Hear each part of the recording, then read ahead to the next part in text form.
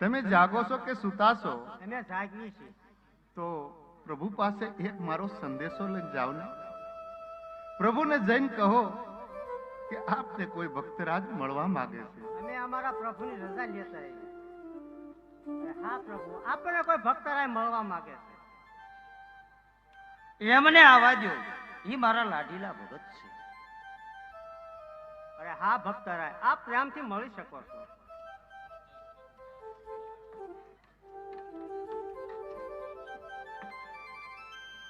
ત્રિલોકના નાથને મારા પ્રણામ. અરે આ હું શું જોઈ રહ્યો છું? દુઃખ તો મૃત્યુલોકના માનવીને પડે, અખિલ બ્રહ્માંડના માલિકને પણ દર્દ છોડતું નહીં હોય. લલાટે પાટો બાંધ્યો છે, વળી રુધિરની ધાર વહી રહી છે. તો લાવ જરાક પ્રભુને પૂછી જવું કે આ લેલાટે પાટો શેનો બાંધ્યો છે?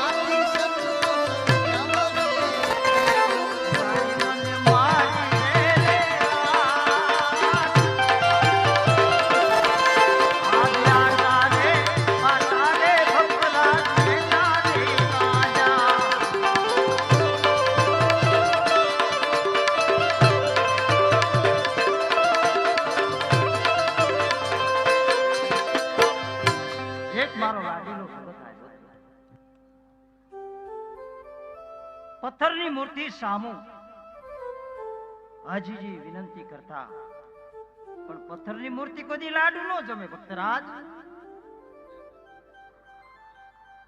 તો ભાવ વિભોર થઈ ગયા. જળ જમનાજીની જારી ભરી લાગ્યા હતા.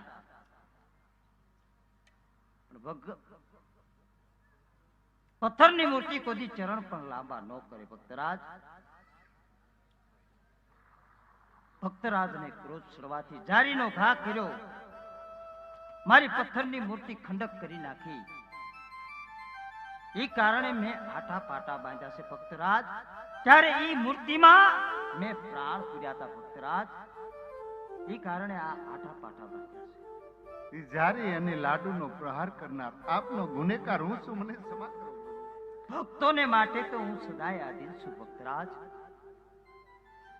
આટલી મહાકષ્ટી વેઠી એટલે તમારે આ સુધી આવવાનું કારણ તો હશે ને ભક્તરાજ. પ્રભુ આપ તો અંતર્યામી છો, ત્રિલોકના નાથ છો.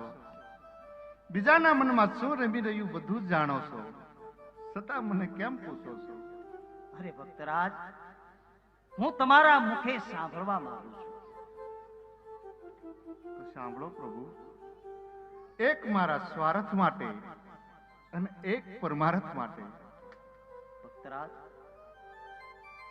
તમારા સ્વાર્થ અને પરમારથની વાત કરી મને જણાવો.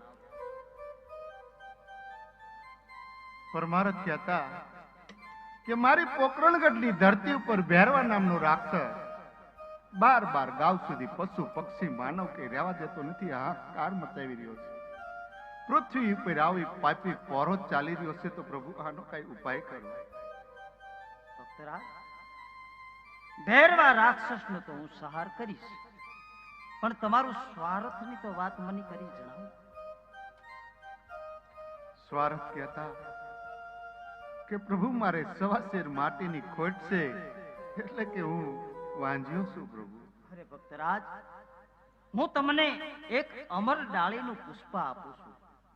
પુષ્પને પારણામાં પધરાવી 9 માસ સેવા કરજો.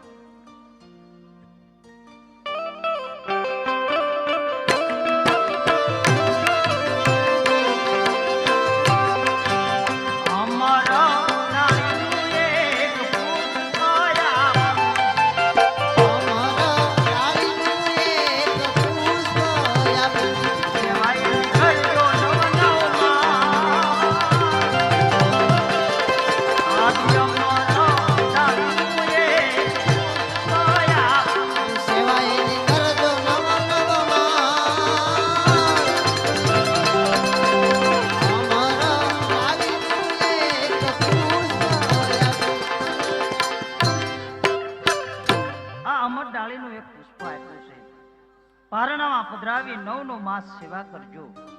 તમારા ઘરે પુત્રનો જન્મ થશે. ભક્તરાજ,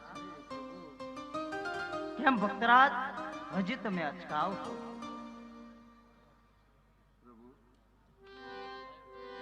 આવા પુત્રની આશાએ હું નથી આવ્યો. આવા પુત્રની મારે જરૂર પણ નથી. જો તમારે પુત્ર દેવો હોય તો જગતમાં પૂજવા લાયક, નામ રોશન કરે તેવો આપ જેવો પ્રભુ. અરે ભક્તરાજ, આપ તમે શું વાત કરી રહ્યા છો? ભક્તરાજ, તમારે ત્યાં હું આવું ખરો, પણ મારે જવાની વેળા થાય તારે હરખથી મને જવાની વિદાય આપજો. ભક્તરાજ, હું કહું તમે સાંભળો.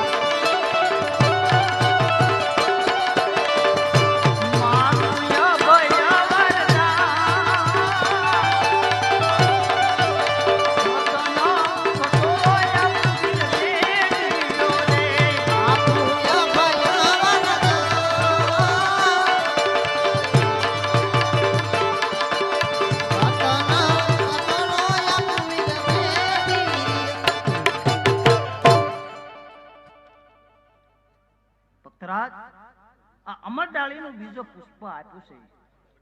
પુષ્પને પારણામાં પધરાવી 9 માસ સેવા કરજો. પારણે આવી હું પ્રગટ થઈ. ભક્તરાજ, પણ આપ મારા આંગણે ક્યારે આવશો? કયા દિવસે આવશો? આજ કુમા કુમની પગલી પાડું રંગ કુમા કુમની પગલી પાડું રંગ મેલ મારે માનજો સચ્ચા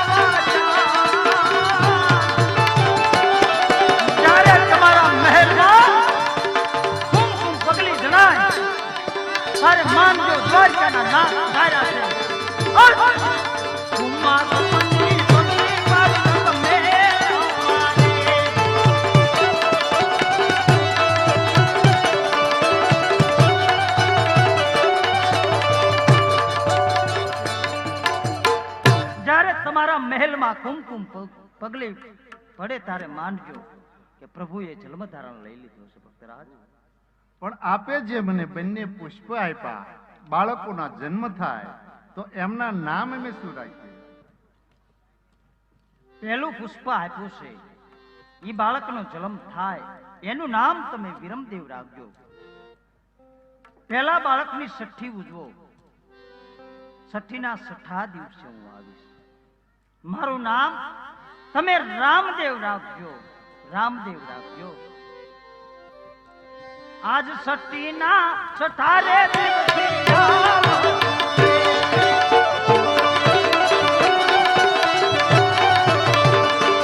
આવજો પોષણ ગઢમો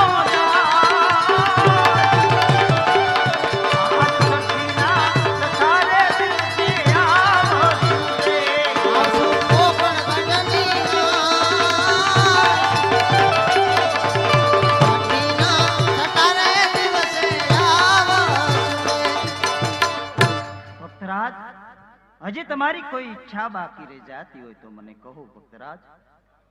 પ્રભુ, ત્રિલોકના નાથ મારા સન્મુખ બિરાજમાન હોય તો હવે મારે બીજી શું ઈચ્છા હોય? જે ઋષિ મુનિઓ હજારો વર્ષ સુધી તપ કરે છતાં જે ફળને ન પામે તે ફળને હું આજ પામી રહ્યો છું. પ્રભુ, આપની કળા તો